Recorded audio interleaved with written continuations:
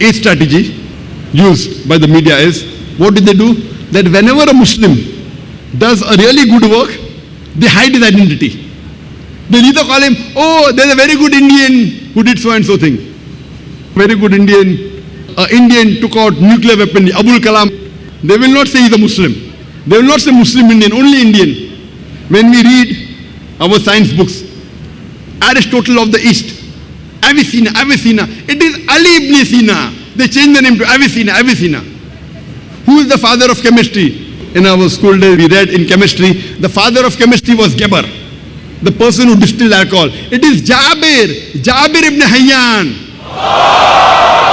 No, the word alcohol comes from the Arabic word al-gul, meaning evil spirit. It's the Arabic word. Alcohol is derived from the Arabic word al-gul, which means evil spirit.